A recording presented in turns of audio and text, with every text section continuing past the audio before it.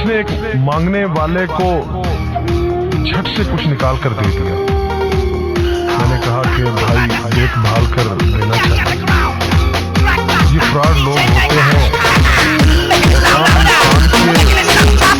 और लड़की को एक्सप्लॉइट करते हैं।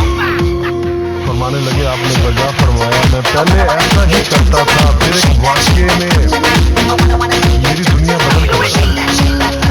मैं धर्मपुरा लाहौर में अपने घर से साइकिल पर निकला था कि ठेकेदार से अपने बकाया जात वसूल कर लूं। मैं स्टील मिल फिक्सर था और एक कोठी के लेंटर के पैसे बाकी थे, मगर ठेकेदार आजकल पर तरखा रहा था। मैं साइकिल पर जा रहा था कि एक शख्स अपना बच्चा फुटपाथ के किनारे लिटाए अस्पताल पहुंचाने के लिए टैक्सी का किराया मांगता फिर रहा था। वो कभी किसी पैदल का बाजू पकड़कर हाथ जोड़ देता, मेरा बच्चा बचा ले, मुझे टैक्सी का किराया दे दे। तो कभी मोटरसाइकिल वाले को हाथ देकर रोकता, कभी किसी कार वाले के पीछे भागता कि वो कार में उसके बच्चे को अस्पताल पहुंचा दे। कोई रुकता तो कोई ना रुकता, जो रुकता वो भी उसे घूर कर देखता और आप वाली सोच कर उसे डांटता, काम करके खाने की नसीहत करता और आगे निकल जाता। मैं जो साइकिल साइड पर रोक के एक पांव जमीन पर टेके उसका तमाशा देख रहा था, अचानक उसकी नजर मुझ पर भी पड़ी। उसने मेरी साइकिल का हैंडल पकड़ लिया। भाईजान खुदा के लिए मेरे बच्चे की जिंदगी बचा ली, उसको सख्त बुखार है, आप नीचे उतर कर उसको देख तो लें, आपको यकीन आ जाएगा।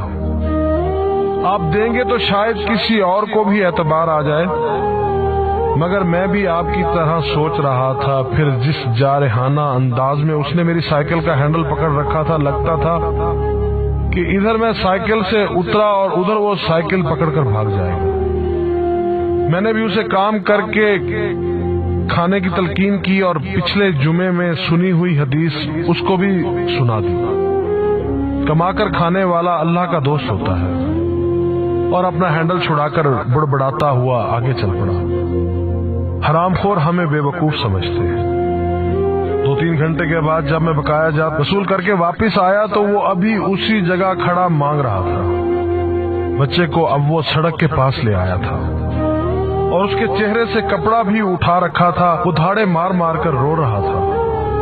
अब वो बच्चे के कफन दफन के लिए मांग रहा था। मैंने साइकिल को रोककर पांव से नीचे टेका और मैयत के चेहरे की तरफ देखा। फूल की तरह मासूम बच्चा जिंदगी की बाजी हार गया था।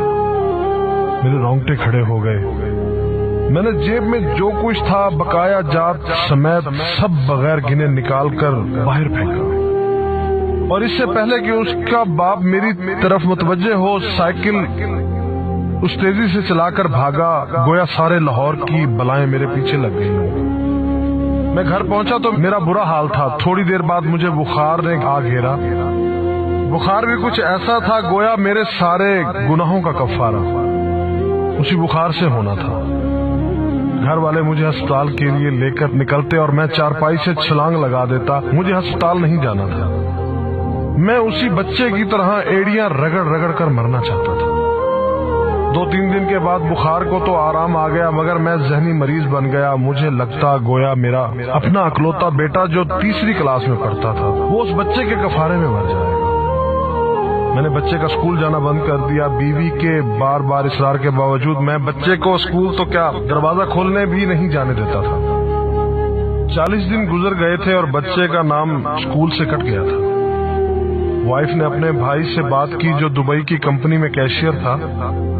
उसने मुझे बाहर बुलाने के लिए पासपोर्ट बनाने को कहा, मगर एक तो मैं शनाख्ती कार्ड भी पैसों के साथ निकालकर बच्चे की मैयत पर फेंक आया था। दूसरा, मैं खुद भी बच्चे को अकेला छोड़कर बाहर नहीं जाना चाहता था। वो 40 दिन कयामत के 40 दिन थे। 40वें दिन 10 बजे के लगभग हमारे घर का दरवाजा बजा। दरवाजा मैंने खुद ही खोला और सामने उस बच्चे के बाप को देखकर मुझे चक्कर आ गया। मुझे लगा जैसे हम दोनों आमने सामने खड़े खला में चक्कर काट रहे हैं। दरमियान में बच्चे का चेहरा भी आ जाता। मेरी कैफियत से बेखबर उस बाप ने मुझे दबोच लिया और फूट फूट कर रोना शुरू कर दिया। وہ کچھ کہنے کی بجائے میری ٹھوڑی کو ہاتھ لگاتا اور اسے چوم لیتا، جبکہ میں پتھر کا بت بنے اس کی گرفت میں تھا کہ اچانک مجھے جھٹکا لگا اور میری چیخ کچھ اس طرح نکلی جیسے کسی کو پانی پیتے وقت اچھو لگ جاتا ہے اور پانی اس کے منہ اور ناک سے بہہ نکلتا ہے۔ میں اس بچے کے باپ کو سختی کے ساتھ سینے سے لگائے یوں رو رہا تھا گویا اس کا نہیں بلکہ میرا بچہ مر گیا ہے۔ ہمارے رونے سے گھبرا کر پورا محلہ اکٹھا ہو گیا تھا۔ آہستہ آہستہ 40 دنوں کا غبار نکلا، اس کو میں گھر میں لے کر آیا۔ محلے والے بھی آ گئے تھے جنہوں نے اس آدمی سے بہت افسوس کیا۔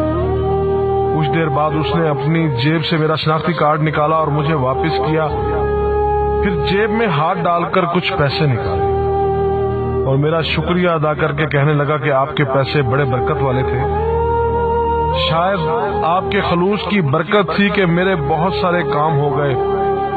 سارے اخراجات کے بعد کچھ پیسے بچ گئے تھے، ان میں کچھ پیسے میں نے ادھار لے کر ڈالے ہیں، یہ آپ قبول کر لیجئے، باقی میں بہت جلد آپ کو واپس کر دوں گا۔ میں نے پیسے واپس لینے سے سختی کے ساتھ انکار کر دیا اور منت سماجت کر کے اسے پیسے رکھنے پر راضی کر دیا۔ اس کے بعد میں یہاں بطور اسٹیل فکسر آ گیا۔ میں جی جان سے کام کرتا تھا، چند ماہ میں ترقی کر کے فورمین بن گیا۔ 3 سال بعد میں نے سالے کی مدد سے اپنی کمپنی بنائی اور اس بچے کے والد کو بھی اپنی کمپنی میں بلا لیا۔ آج وہ میری کمپنی میں فورمین ہے۔ اس بچے کے بعد اللہ نے اس سے 2 بیٹوں اور 1 بیٹی سے نوازا ہے۔ میں اسے آپ سے ملواؤں گا، مگر اسے سائیکل والا قصہ مت بیان کیجیے۔ وہ آج تک نہیں پہچانا کہ میری سائیکل روک کر اس نے مجھ سے سوال کیا تھا۔ وہ مجھے ولی اللہ سمجھتا ہے جس نے اس بچے کی لاش دیکھ کر سب کچھ نکال کر دے دیا۔ قاری صاحب، اس دن کے بعد میں کسی کا ہاتھ خالی نہیں لوٹاتا۔ تھوڑا سا دینے سے نہ وہ امیر ہوتا ہے اور نہ میں غریب ہوتا ہوں۔ بس دل کو تسلی ہوتی ہے کہ میں اس بچے کا خون بہا ادا کر رہا ہوں۔ رہ گئی لوٹنے کی بات تو قاری صاحب ہمیں کون نہیں لوٹتا۔ جوتے والا ہمیں لوٹتا ہے، کپڑے والا ہمیں لوٹتا ہے، سبزی اور گوشت والا ہم کو لوٹتا ہے۔ اتنا لوٹنے کے بعد اگر کوئی ہمیں اللہ کے نام پر لوٹ لے تو شاید حشر میں ہماری نجات کا سامان ہو جائے کہ یہ بندہ میری خاطر میرے نام پہ لوٹتا رہا۔